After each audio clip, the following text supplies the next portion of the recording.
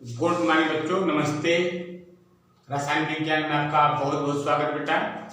तो रासायनिक बलगतिकी में आप लोगों को हमने बताया था आणविकता और कोटि। आणविकता निकालना, आणविकता का मान क्या होता है?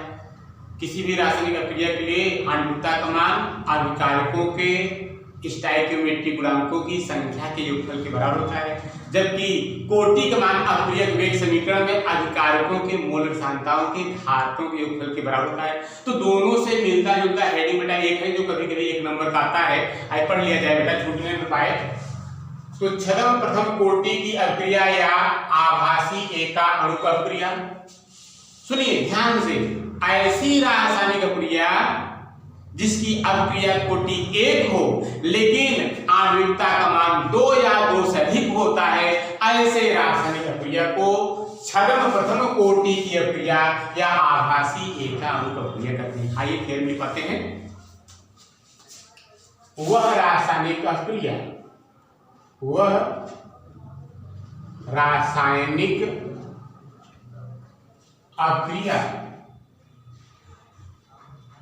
अभिक्रिया जिसकी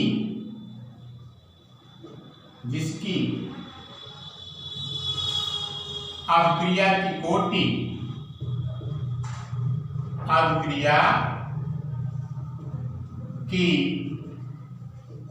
का मान, अभिक्रिया की कोटि का मान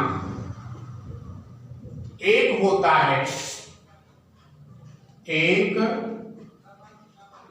है, जबकि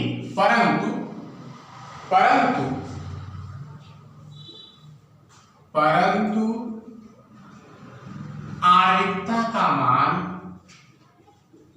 आणविकता का मान 2 या 2 से अधिक होता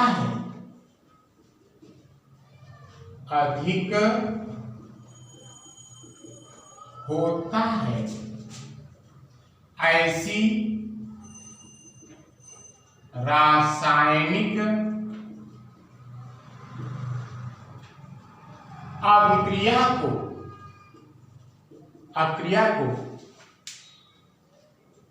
छदम प्रथम कोटि की अभिक्रिया कहते हैं। अब देखिए, आइए समझते हैं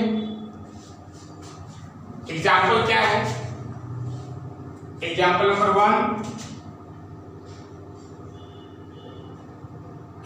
नंबर 1 लेते हैं। अरे भाई बताए हैं सुक्रोज का जल अपघटन, सुक्रोज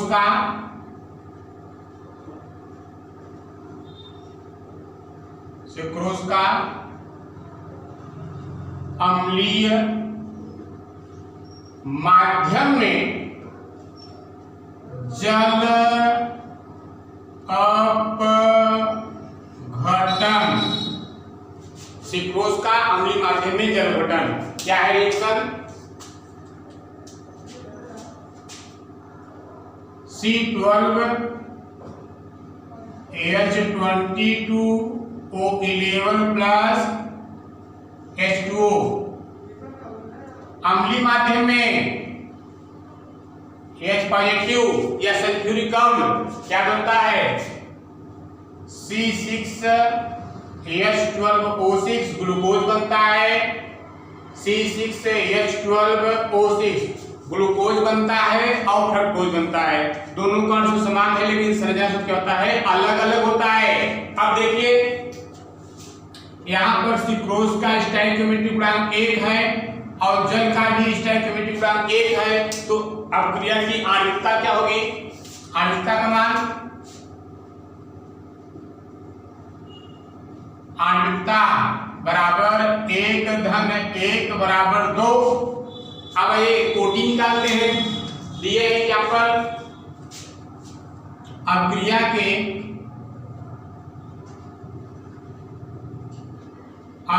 के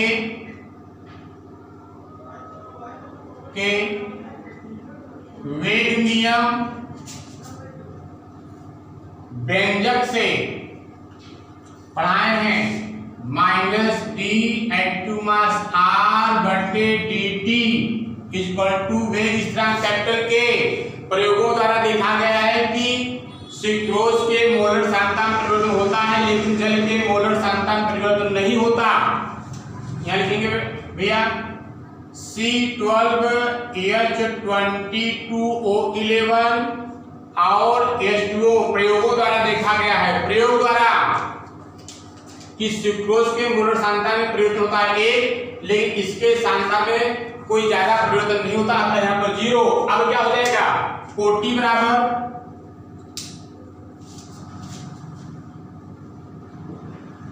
बराबर हो जाएगा 1-0, तो कितना हो जाएगा 1। अरे भाई यहां देखा जाए आणविकता का मान 2 आ गया है और कोटि का मान 1 आ गया, तो ऐसी रासायनिक क्रिया जिसकी कोटि का मान 1 होता है जबकि आणविकता का मान 2 या 2 से अधिक होता है, ऐसे रासायनिक क्रिया को छद्म रासायनिक क्रिया कहते हैं। आइए एग्जांपल नंबर 2 देखते हैं।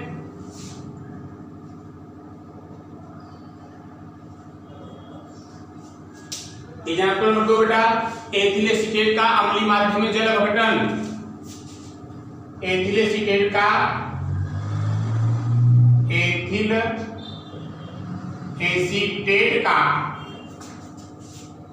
अम्लीय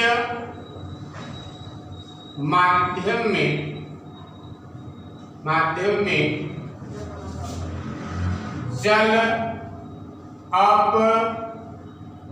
अपघटन पढ़ाएं इसको भी। एक रिएक्शन क्या है, ethyl acetate CH3 COO C2H5, तो एथिल एसीटेट प्लस पानी H2O अम्लीय माध्यम माने H आयन, क्या बनेगा CH3 COOH सिरका बनेगा और एथिल एसीटेट लिखवाएं समीकरण पहले दिन ही, तो यहां बनेगा CH3 COOH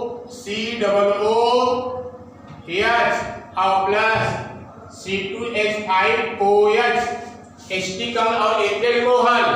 अब देखिए यहां पर एथिल एसीटेट की स्टोइकियोमेट्रिक गुणांक 1 और H2O का भी स्टोइकियोमेट्रिक गुणांक 1, तो आणविकता क्या हो जाएगा,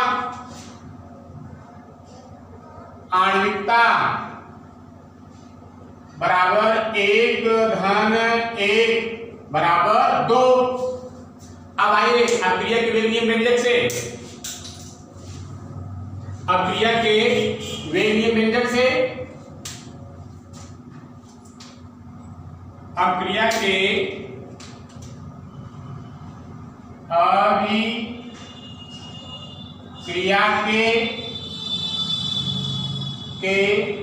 वेग नियम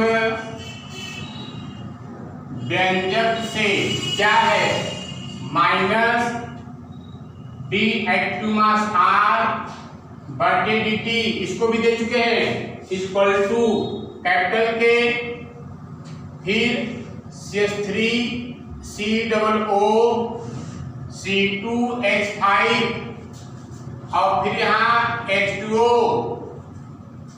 अब प्रयोगों द्वारा देखा गया है कि एथिल एसीटेट के मोलर सांद्रता में परिवर्तन होता है जबकि जल के मोलर सांद्रता में बहुत कम परिवर्तन होता है, नगण्य होता है। अतः यहाँ पर घात 1 होगा और यहाँ पर 0। तब देखिए कोटि बराबर हो जाएगा 1-0 बराबर 1।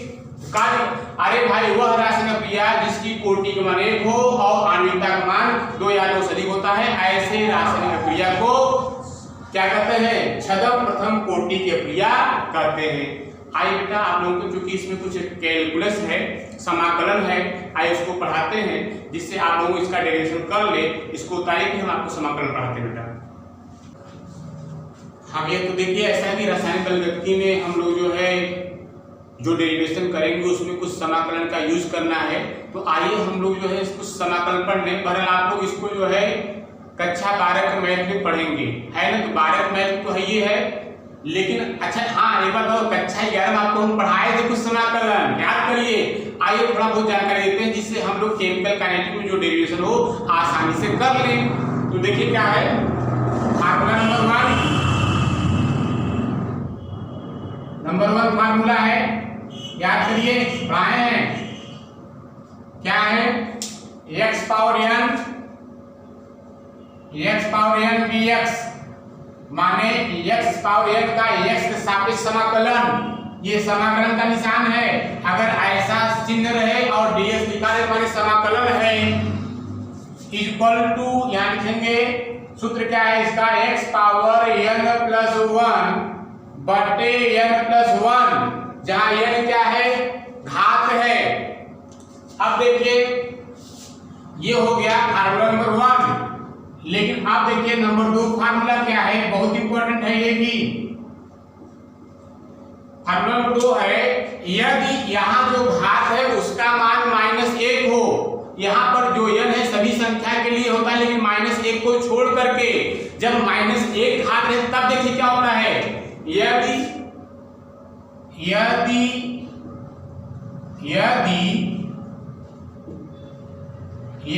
n का मान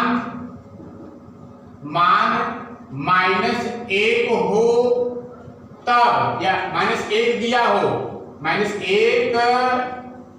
दिया हो, तब देखिए सूत्र क्या बनता है, x पावर -1 का समाकलन dx इक्वल टू होता है log बेस e, और जो यहाँ जो राशि रहेगा वही यहाँ x कर देंगे। अगर यहाँ r है तो r, x है तो x, जो रहेगा वही, यही सूत्र है। और ध्यान सुनिए, क्योंकि हम लोग जो है जो 9 में पढ़े हैं लॉग बेस ही नहीं पढ़े, या 10 में लॉग बेस ही नहीं पढ़े, हम लोग लॉग बेस 10 पढ़े हैं। तो लॉग बेस ई को लॉग बेस 10 में बदलने के लिए 2.303 से गुणा करते हैं। तो देखिए इसका लॉग बेस ई है। आइए देखते हैं फार्मूला नंबर 3 क्या है। नंबर 3 फार्मूला,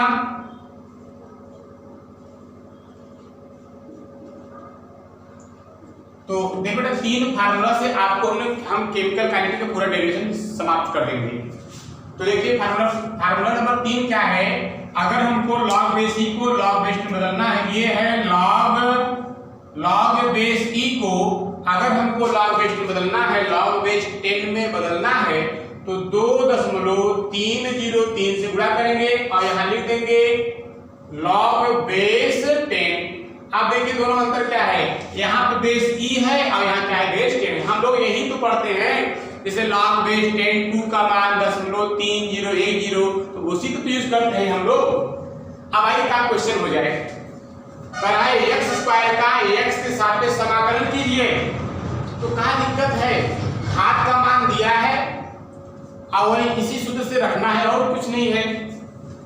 तो कैसे बताएंगे, देखिए तो सूत्र क्या है हमारा, पहले लिखेंगे x स्क्वायर dx और यहाँ पर समाकलन का निशान लगा देंगे।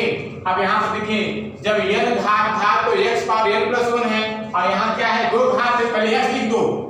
पहले हम देखिए यहाँ पर भी x लिखा है और यहाँ n के power plus 1, n power x power n plus 1, तो यहाँ पर n घात है,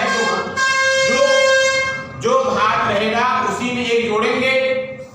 तो यहाँ पर घात अगर वहां n था 1 जोड़ा है, अब यहाँ 2 है तो यहाँ 2 में हम 1 जोड़ देंगे और नीचे वही n प्लस 1 माने यहाँ 2 प्लस 1 कर देंगे। अरे 2 धन 1 2 प्लस 1, अब क्या हो जाएगा x पावर 3 बटे 3। अरे भाई यही आपका आंसर हो गया, कितना है ना इजी। अब देखिए क्वेश्चन नंबर 2 देखते हैं। क्वेश्चन नंबर 2 है, आप देखिए इधर, जैसे अगर यहां दिया रहे x पावर 0 dx तब इसका क्या हो जाएगा, अरे भाई जब 2 था 2 धने किए, अब यहाँ 0 दिया है, तब क्या हो जाएगा x पावर 0 प्लस 1 बटे 0 प्लस 1। जैसे इसमें किया गया, जो घात है घात साथ एक जोड़े बटे में 2 धने की, यहाँ पर 0 बटे करके 0 प्लस 1 कर देंगे।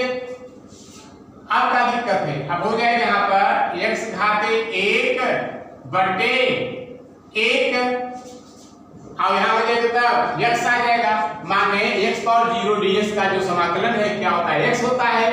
अच्छा क्वेश्चन नंबर आप देखिए 3 क्या है, क्वेश्चन नंबर 3 है कि dx का समाकलन करना है। अब देखिए यहाँ तो कुछ दिया ही नहीं है, तो इसको लिख सकते हैं, आइए एक नया रूप बनाते हैं इसका, इसको लिखेंगे ऐसे, ऐसे चिन्ह बना करके यहाँ 1 से गुणा कर देते हैं, 1 गुणते dx, भाई इसमें 1 से गुणा करने कोई प्रभाव नहीं पड़ेगा। आप पुनः जो है कर सकते हैं यहाँ पर, आप देखिए यहाँ लिख सकते हैं 1 है, माने x घाते 0 कर सकते हैं, तो x घाते 0 dx। अब तो इसका समाकलन हो जाएगा ना भाई, इसके एक के स्थान पे x पावर 0 लिख सकते हैं आप, क्योंकि x पावर 0 माने 1। अब क्या होगा, सूत्र क्या बना, x पावर 0 प्लस 1 बटे 0 प्लस 1 इक्वल टू x। तो हमने सीखा, क्या सीखा, dx इक्वल टू x, यही मेन फॉर्मूला बेटा, ये भी एक तरह से आपका सूत्र है, इसको तो जरूर पक्का जान लीजिए। अब इसी प्रकार देखिए, इसी प्रकार क्या है, जैसे अगर मान लीजिए, ध्यान समझिए इसी प्रकार क्या है कि जैसे अगर ये समाकलन दिया रहे और यहाँ d दिया रहे और यहाँ कोष्टक में दिया रहे एक्टिव मास r। अब दिमाग लगाइए क्या होगा इसका, जैसे यहाँ dx था तो d गायब हो गया, x आया तो यहाँ भी क्या हो जाएगा, d एक्टिव मास r है तो d गायब होगा और यहाँ आ जाएगा एक्टिव मास r आ जाएगा। चाहे आप हल करके देख लीजिए, निकाल कर यही आएगा। अब देखिए इसी प्रकार अगर समाकलन d और फिर उसके बाद t है तो इसको भी करेंगे, जैसे हमने इसका किया है dx का समाकलन किया तो x आया है, dx समाकलन, इसी प्रकार इसका कितना आएगा, आप दिमाग लगाओ, इसका आ जाएगा t आ जाएगा। तो इस प्रकार अगर हमको जो है यहाँ t रहेगा, अगर हम जो है ये सूत्र जानते रहेंगे तो हम डेरिवेशन करेंगे।